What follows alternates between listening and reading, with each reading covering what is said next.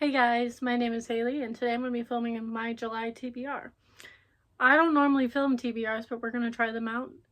I'm going to tell you right now, I probably won't stick to this, but I do tend to make them on my Bookstagram account, which I have down below here. It's called Haley's Library, and I like making them for fun. I've never done it for video format, but here's to trying it out and see how much we stick to it.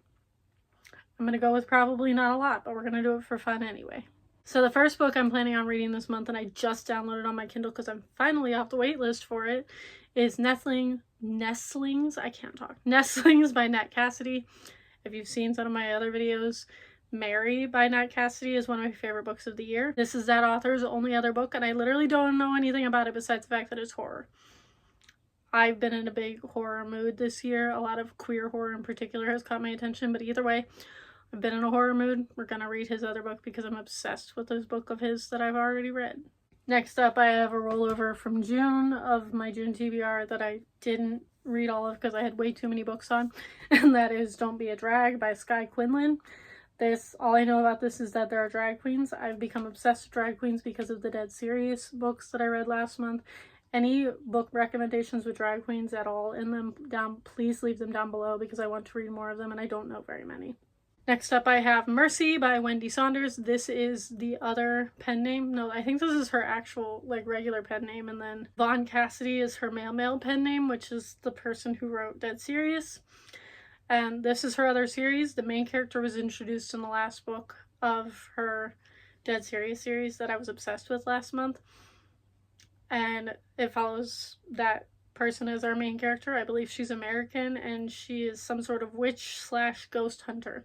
I'm very excited to read this. These books, according to Amazon, are like 500 pages each and there's like 5 of them. I don't know how accurate that is, but I'm going to find out because I'm going to read all of her books because I'm obsessed with her writing style. Next up is another favorite author of mine this year, and it's the only other series of theirs that they have, and that is The Witch King by H.E. Edgman. I believe this is YA, but I will read anything by this author. They wrote one of my favorite books of the year, which is Godly Heathens, and this is their only other series, so I'm going to read it until the rest of his books end up coming out eventually. And I believe this is a trilogy, and I believe it's paranormal, and that's all I know about it. Next up is a book I keep seeing on people's recommendations, and I don't know if it's just exploding around specifically the people that I follow or in general, and that is Whispers in the Deep by Emma Hamm, that's who it is. And all I know about this is that it's a mermaid romance, but it's apparently a mermaid romance that everybody is raving about. A lot of people who I keep seeing talk about it are monster romance readers. They read a lot of monster romance, and I've been wanting to get more into it. So I feel like a mermaid version of that is one that I would be interested in. This is why I don't do TBRs. I feel like I'm just I don't know what this book is about because I don't read synopsis. So I have nothing to tell you besides the 3 sentences that I heard somebody else say. But we're gonna keep going. Next up on my TBR for the month is Piper's book that came out a while ago and I still haven't read, and that is The Deer and the Dragon. Again, I love Piper CJ so much and I know nothing about this book besides the fact that it's about demons and that I imagine there is a religious trauma in it because that's what Piper does in her books. But also, the sequel to this doesn't come out till early next year, so I'm really scared to read it now, but I think I'll just have to reread it. Oh no. That would be so sad. I really already want to reread the Night Knits Moon series as well. Next up is a book I've been on hold for months, and I finally just had my hold come in, so I'm hoping to read it soon because I don't want to be on hold for it for another couple of months. And that is The Husbands by Holly Gramizio, I believe is how you pronounce it. And this is just one of those weird girl lit books of this woman has a man crawl out of her attic and he says that it's her husband and she's like, no you're not, and then there's a whole ton of evidence that this is actually her husband but she doesn't know him, and then he crawls back up in the attic and then another man comes down, and it's a constant parade of husbands coming out of her attic. That's all I know about it. I'm very excited. It has really positive reviews of the people I've seen actually read it, and I'm very interested in this weird little concept. Next up, me, like everybody else in the world who has read this month, is going to read Just for the Summer. I have not read the other 2 books in the series. I know they're interconnected standalones. This is the one that sounds the most interesting to me.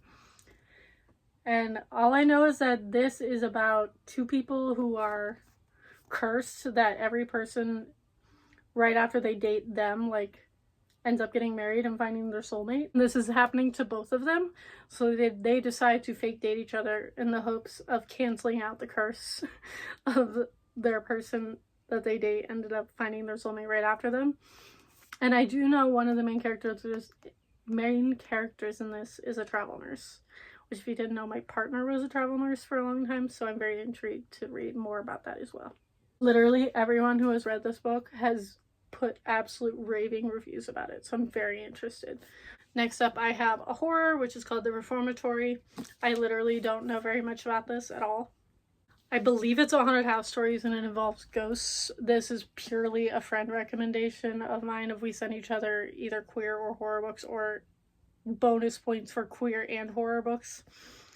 And this is a horror book that she read that she said I should read. So I'm gonna read it because I found it at a bookstore on my birthday weekend. So I now finally have a physical copy of it and I no longer have to wait for my million-year-long library hold. So we're gonna hopefully read this month. I have filmed like 5 videos back to back and I can't talk anymore. We're gonna hopefully read this month. And then last on my planned TBR, I'm sure I will read so many ebooks that were not planned because that's what I do, which is why I don't make TBRs. But I have Dayspring by Anthony Oliveira. And all I read about this before I bought it, it is written in verse, which I found interesting. And it is known as I am the disciple whom he loved. If you didn't know, John is always called the disciple that Jesus loved. Like Matthew, Mark, Luke, John. And so I think this is a romantic retelling of the New Testament. I don't know if it's one-sided romance from John or from Jesus. Don't know. Very curious to find out because that sounds right up my alley. And that is it for my planned July TBR. Let me know if any of these books interest you down below. And also put in the comments which book you are most excited to read in the month of July. But thank you all for watching, and I will see all of you guys next time.